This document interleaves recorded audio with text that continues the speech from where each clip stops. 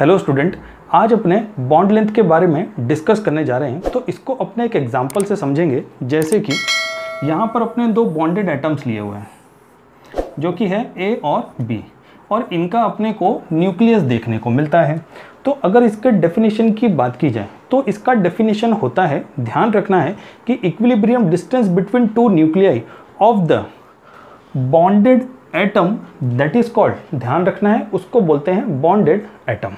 Okay, अगर अपने यहाँ पर इसके मेजरमेंट की बात करें ना, तब यहाँ पर इसको मेज़र किया जाता है स्पेक्ट्रोस्कोपिक इंस्ट्रूमेंट से, या तो अपने बोल सकते हैं एक्सरे डिफ्रैक्शन और इलेक्ट्रॉन डिफ्रैक्शन से इसको मेज़र किया जाता है। यहाँ पर अगर अपने यूनिट की बात करें तभी अपने लेते हैं एंगस्ट्रॉम एंड पीएम। पीएम का मतलब हुआ पिकोमीटर। तो इसी को अपने और भी कुछ एग्जांपल से समझेंगे। जैसे कि फर्स्ट केस में आयोनिक कंपाउंड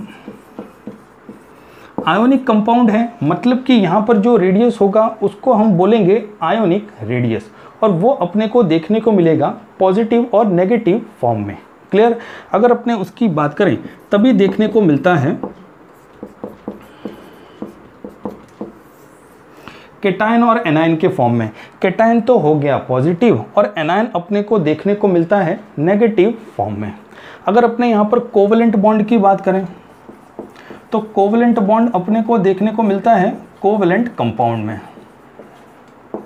और यहाँ पर अगर रेडियस देखा जाए ना, तो रेडियस यहाँ पर क्या बोलेंगे, कोवलेंट रेडियस उसको बोला जाएगा।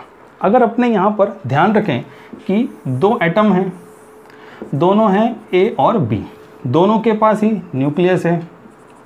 अब दोनों के बीच जो डिस्टेंस देखने को मिल रहा है वो तो हो गया क्या, बॉन्ड लेंथ। क्लियर? अगर इसी को हाफ कर दिया जाए तब अपने को क्या देखने को मिलेगा, कोवलेंट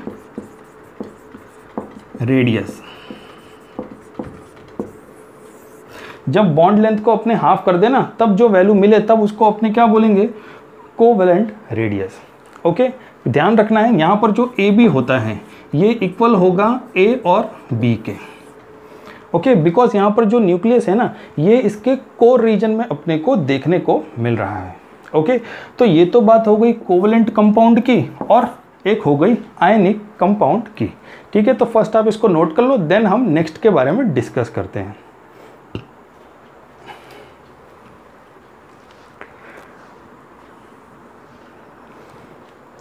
ओके,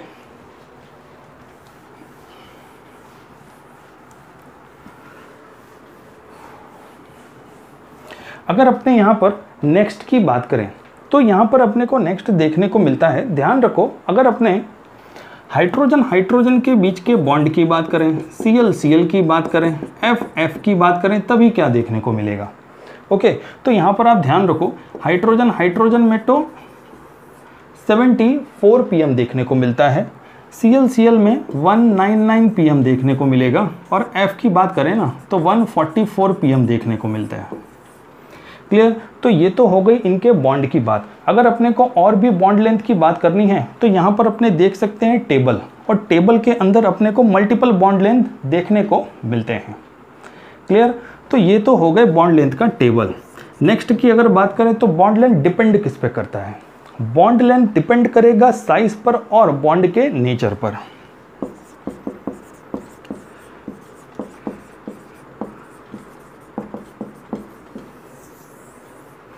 ओके, ये रही इंपॉर्टेंट बात। मतलब कि यहाँ पर अगर बॉन्ड लेंथ बढ़ेगा तो एटॉमिक साइज भी अपने को बढ़ता हुआ देखने को मिलेगा। अगर अपने एग्जांपल के तौर पे लें तभी यहाँ पर HCl और ध्यान रखो CCl अपने को देखने को मिलता है। इसका और इसका बॉन्ड लेंथ की अगर बात करें तो ये तो हो गया 127 pm, ये हो गया 177 pm देखने को मिलता है। क्लियर हो गई? यहाँ पर तो हो गई बॉन्ड लेंथ की बात, जिसमें अपने ने HCl और CCl देखा।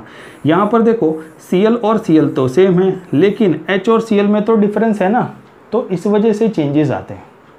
क्लियर हो गई कि नहीं क्लियर बात? अगर अपने यहाँ पर नेक्स्ट स्टेप पे बढ़ें तभी नेक्स्ट स्टेप में अपने को क्या देखने को मिलता है। जैसे कि अगर मेरे पास है carbon carbon single bond, double bond और ट्रिपल बॉन्ड, तो यहाँ पर तो बॉन्ड लेंथ होती है 154, 134 और 120। ओके, तो यहाँ पर अपने को बॉन्ड का ऑर्डर क्या देखने को मिल रहा है, देख लो 1 2 और ये रहा 3, ये ऑर्डर देखने को मिल रहा है। सबसे ज़्यादा किसकी है, सिंगल बॉन्ड, फिर डबल, फिर ट्रिपल। ओके, हो गया फंडा क्लियर। ओके, तो ये तो रहा बॉन्ड का फंडा। अगर अपने को और भी बॉन्ड के बारे में देखना है तो अभी अपने उसके टेबल के बारे में भी डिस्कस कर लेंगे, लेकिन यहाँ पर थोड़ी सी एक और बात जान लेते हैं कि ये जो डिफरेंस आ रहा है क्यों आ रहा है। बिकॉज न्यूक्लियस और इलेक्ट्रॉन के बीच में ना अट्रैक्शन फोर्स बड़ा देखने को मिलता है, ग्रेटर वाला, जिस वजह से यहाँ पर ये चेंजेस देखने को मिल रहे हैं भैया। ओके क्लियर, तो चलो भैया इसको भी फटाफट नोट कर लो, फिर एक टेबल दिखा देता हूँ। ओके, और फिर अपने आगे बढ़ते हैं।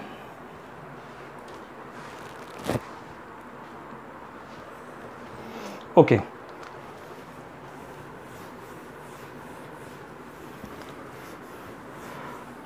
अब देखो भैया अपने बात कर रहे थे टेबल की, आप यहाँ पर टेबल देख सकते हैं। टेबल के अंदर आपको देखने को मिलेगा, जैसे कि मैंने कार्बन कार्बन ड्रॉ किया था, उसके भी बॉन्ड लेंथ दिख जाएंगे और बाकी के भी देखने को मिल जाएंगे इधर ही। ओके, तो यहाँ पर चलो ये बॉन्ड लेंथ तो हो गया क्लियर, ठीक है। नेक्स्ट है अपने पास, ध्यान रखो, वैन डर वाल्स, या तो वैन डर वाल्स भी इसको बोला जाता है।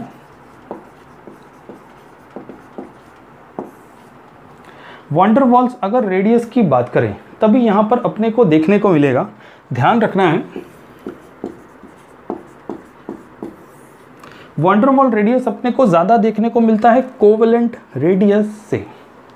ओके, क्यों देखने को मिलता है, सबसे पहली बात, because of van der Waals के पास ना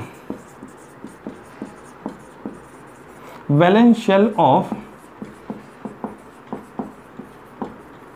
non bonded atom, valence shell of non bonded atom देखने को मिलते हैं ना, इस वजह से यहाँ पर जो ये कोवेलेंट है ये अपने को शॉर्ट देखने को मिलेगा, किससे, वैन डर वाल से।